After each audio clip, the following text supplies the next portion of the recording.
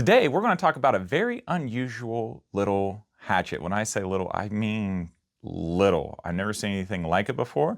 It threw me off quite a bit. Had to do some research on it, but man, I just had to have it. Got it for a really good price at a little antique store, which is always fun. That's like the best part about antiquing. You never know what you're going to find, and it opens your eyes to things that sometimes you've never seen before, you never considered before, and I love the little rabbit holes that it often sends me down.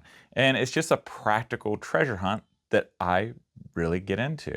Now, this little hatchet here, as you can see, is very small in comparison. I'm going to take it out of the sheath here.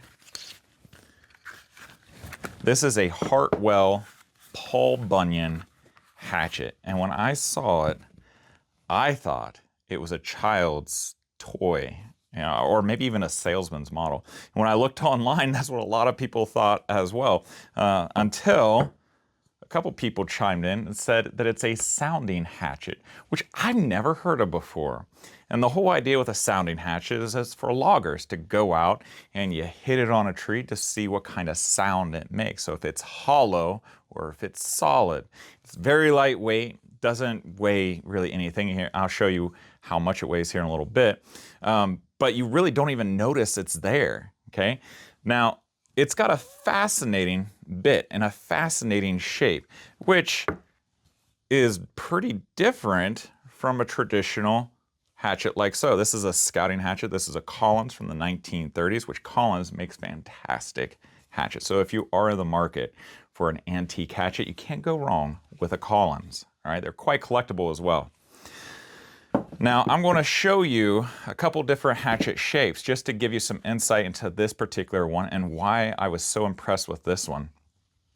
So this, like I said, is a very traditional hatchet shape. It pretty much is the same type of hatchet shape. It's the same type of grind. It's the same type of, whatever you would find at a big box store, like say Lowe's or at Home Depot or something like that.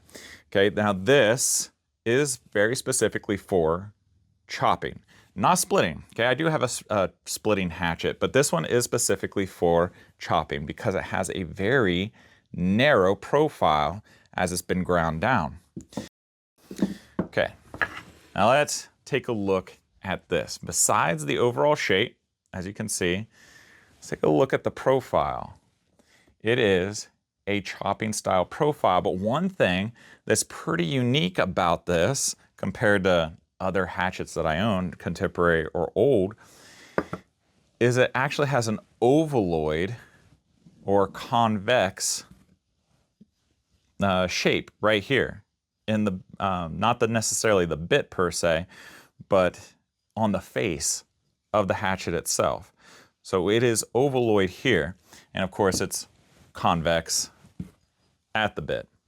So this does a couple things. Instead of being fairly just wedge shaped, that allows the wood to split, and because of that air gap, it doesn't get stuck in the wood. Now, I used this little thing on a backpacking trip a couple weeks ago with my scouts. We went 15 miles, and I was very glad to have this because it just so happened I had my hammock. I had my Haven hammock. The trees that were in our camping area had a lot of locusts in the honey locusts. And if you're unfamiliar with honey locusts, then things are the devil's trees. They got spikes out there that could be 4 or 5 inches long, right? And they just branch out everywhere. So I knocked them off just enough for where my hammock is with this little guy. So I didn't have to get out my knife and I didn't have to deal with a stick or what have you. And that came in pretty handy. I also was able to clear out some underbrush, especially Motiflora rose that plagues the eastern woodlands here in this area. This is very lightweight. It's very small.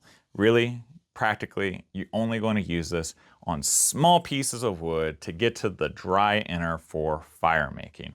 All right, we're not cutting down a tree with this thing. Some people, when they think about hatchets, that's what they really want. But ideally, when a good rule of thumb is that you really only want about half of the thickness of the hatchet. That's a good idea of really what you want to get when you're trying to pick out wood that you can split or cut.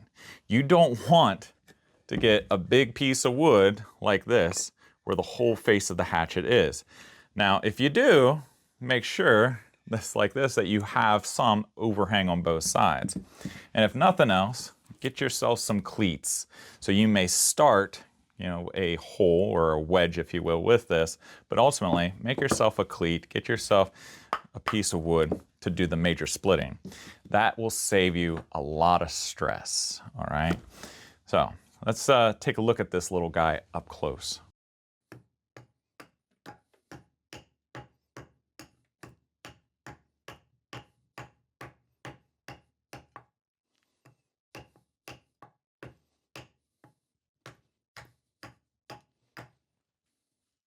All right. Now, isn't that a handy dandy little hatchet? Is it a splitter? No. No, it is not. It throws chips pretty well, right? But it's most certainly not a splitter. And I told you guys from the beginning that this thing is not going to be a splitter. The weight of the head alone, but there's so many other factors. This is not a splitting hatchet. Can you split with larger hatchets? Certainly, but they make specific heads for splitting. This is not it. This is a chopper, or maybe I could say chipper, not to be too corny, right? But it weighs absolutely nothing, which I guess I told you we'd weigh this to give you an idea. 9.9 ounces is how much this little guy weighs, compared to the Collins Scout hatchet, which is 1 pound, 8.6 ounces. Big difference. I'm not an ultralight backpacker, but I gotta say, every pound matters. Ounces, not so much. I don't really count ounces, but pounds for sure, because after the first 5 miles, you really start feeling it. So this is a pretty cool little hatchet. In the eastern woodlands, it's pretty nice to get to the center, the dry part of your wood. You could use it, I guess, for small crafts, but it's not really what it's designed for. But I'm happy to be the new owner of this little guy, and I plan on keeping it in my pack whenever I need it.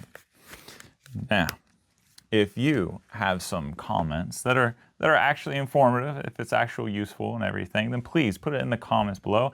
I don't respond to all comments. However, I read all of them, and I try to respond within the first 2 days to everything that I can. That last video was pretty overwhelming. You guys really surprised me with how many people watched it. So thank you. Thank you for your patronage in that way. We really appreciate it. If you like this video, if you found anything useful out of it, if you, I don't know, just nothing else, discovered something that's pretty cool, then please click like, because it helps other people find the video, and they appreciate it, and we appreciate it. It supports this channel more than you realize, so thank you.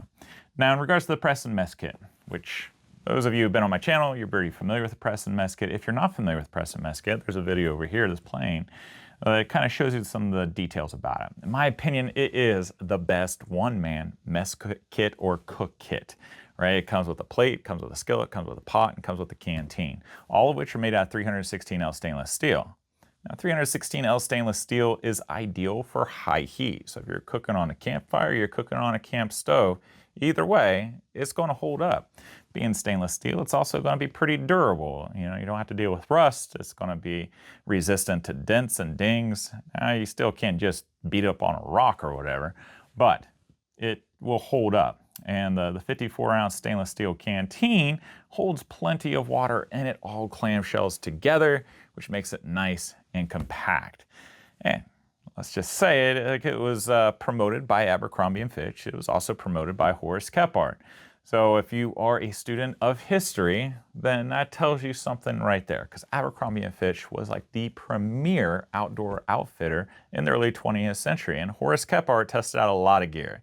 He had a lot of people who wanted to promote their gear, and the Press and Mess Kit is one of those pieces of equipment that he openly promoted, right? There's even a couple letters, or a letter, I guess, about him using it, and he also has it in his book. Okay, so check it out. It's going to cost $200, and right now we're looking at June. I was hoping that it was going to be at the end of May until the war over in the Middle East happened, and that kind of threw a cog into the system, if you will. Okay, but we'll get it, and I haven't got the prototype yet. When I get the prototype You guys are going to see it. You guys are going to see me using it out in the field, and we're going to put it through all the tests that I can think of. So if you have some ideas of some tests or recipes that you want me to try, once it gets here, please put it in the comments. That way, again, I know, I see it, I promise you. I read all of them, right? I'll make a note of it, and I'll try to include it in a future video.